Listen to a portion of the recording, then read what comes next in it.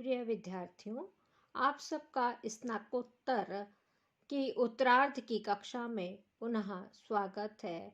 आज हम कादम्बरी के भाषा सौंदर्य के बारे में चर्चा करेंगे। संस्कृत साहित्य में विपुल शब्द भंडार एवं अभिनव भावों पदों के प्रयोग में बाण भट्ट के समान कोई भी कवि समता नहीं कर सकता। उनकी भाषा हमेशा से ही भावानुकूल रही है। वर्णनों के विषय का ध्यान कवि को हमेशा रहा है। यद्यपि बाण सुबंधु की विकटाक्षर बंधयुक्त समास बहुल पदावली के प्रयोग से प्रभावित हैं, किंतु उन्होंने उनका अंधानुकरण नहीं किया।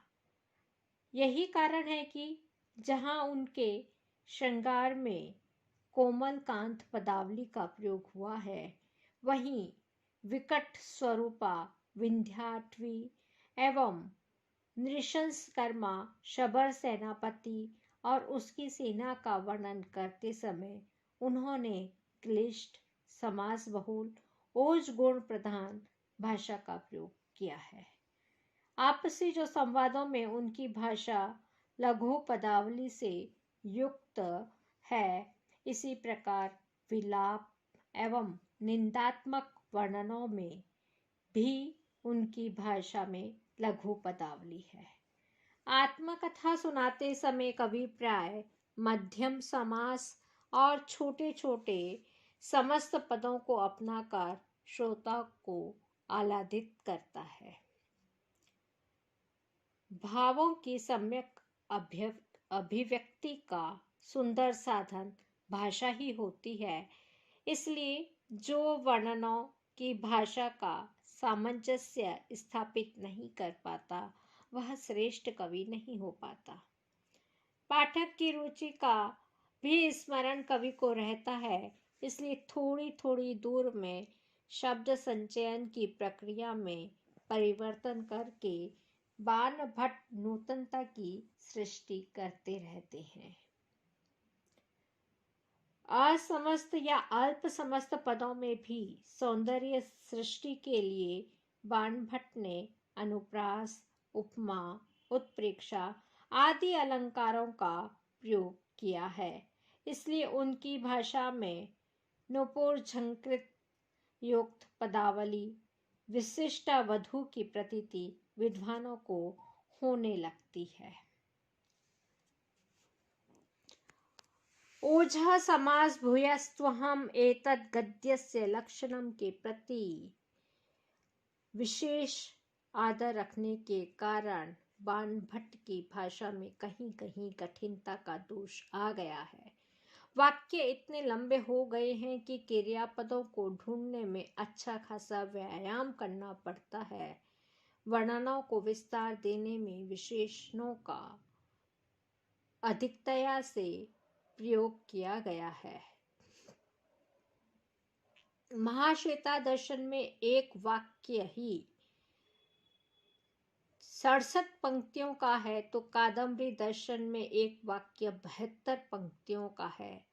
विश्व साहित्य में इतने बड़े लंबे दीर्घतर वाक्यों का शायद ही किसी ग्रंथ में प्रयोग मिले। इस प्रकार की पदशैया एवं विशेषणों की प्रस्तुति से कवि के सामर्थ्य, शब्द भंडार और कल्पना शक्ति का जहाँ हमें परिचय मिलता है, वहीं कथा का सतत प्रवाहमान प्रवाह क्षणिक अवरुद्ध सा भी हो जाता है, जो एक कवि के लिए अच्छा सूचक नहीं है। किंतु स्वकालीन गद्य परंपरा एवं विद्वत प्रवृत्ति का अनुसरण करना कवि का धर्म है। बाण भट्ट के समय में समास बहुल विकटाक्षर बंधयुक्त ओज गुण प्रधान अलंकृत भाषा शैली की परंपरा ही समास में समादृत थी। इसलिए बाण भट्ट ने उसको अपनाया और अपने कवि कर्म के लिए अनिवार्य माना। बाणभट्ट की कादम्बरी के विषय में कीथ वेबर आदि पाश्चात्य विद्वानों ने यह धारणा की कि कादम्बरी एक सघन भारतीय कांतार है, जिसमें यात्री जब तक अपने लिए स्वयं झाड़ियों को काटकर मार्ग नहीं बनाए, तब तक उसके लिए मार्ग मिलना असंभव है। इसके बाद भी अप्रचलित शब्दों के रूप में भयंकर वन्य पशु उसको भयभीत करते हुए प्राप्त होते हैं। इन विद्वानों की समालोचना आधुनिक काव्य पद्धति के आधार पर आधारित है, जो कवि के साथ न्यायगत नहीं है। किसी भी कवि के कवित्व की आलोचना उसके समय के काव्य के मानदंडों के आधार पर ही करनी चाहिए, वही न्याय संगत होती है। बाणभट्ट के वर्णनानुकूल भाषा सौंदर्य की कुछ झलक हम इन उदाहरणों में देख सकते हैं। अच्छोद सरोवर की निर्मलता का वर्णन करते समय भाषा में स्वच्छता है, समास राहित्य भी दृष्टव्य है।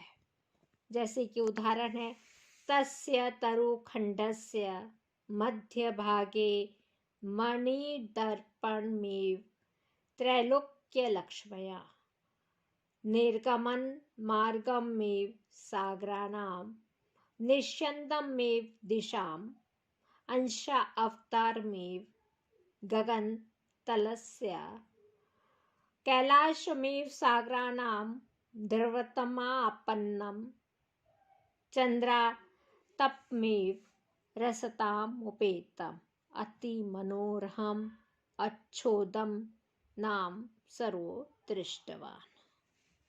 बहुत ही सुंदर भाषा का प्रयोग है, सरल भी है और क्लिष्टता कहीं नहीं दिखाई दे रही।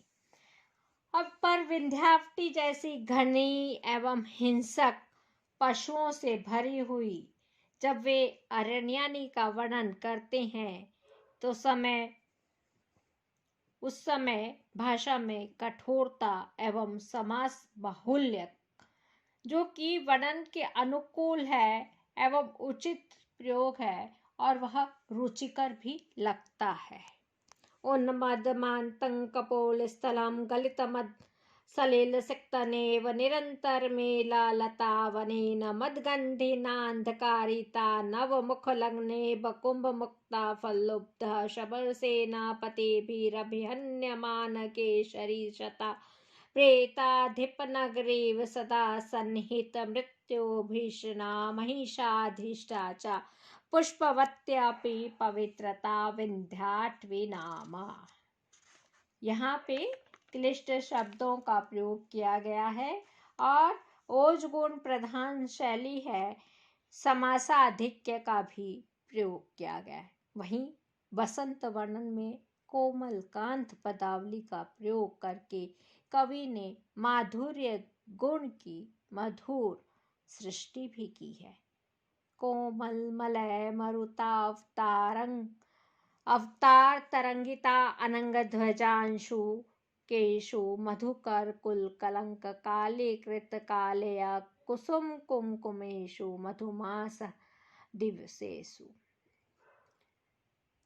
नीतिज्ञ सुकनास मंत्री के द्वारा चंद्रापीड़ को नीति का उपदेश करते समय छोटे छोटे वाक्यों में लक्ष्मी के दोषों का सरलतम वर्णन किया है।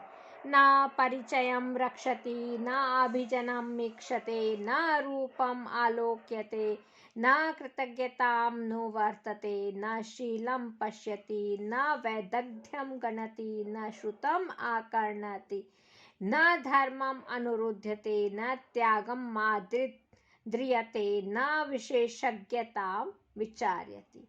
इस प्रकार बाणभट्ट की भाषा में प्रवाह है, शब्दों में नवीनता है, अवसर के अनुकूल वर्णन विन्यास है एवं उचित समय पर समासों का सुंदर प्रयोग है।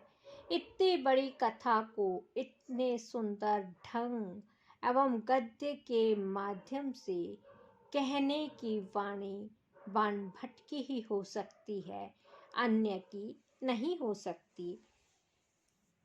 तो ये आज हमने कादम्बरी के आधार पर महाकवि बाणभट्ट की भाषा के सौंदर्य के बारे में बताया। अब यहीं पे हम समाप्त करते हैं। सर्वे भवन्तु सुखिनः, सर्वे सन्तु निरामया, सर्वे भद्राणि पश्यन्तु, मा कश्चित् दुःखभाग् भवेत्। ॐ शान्तिः शान्तिः शान्तिः। धन्यवाद।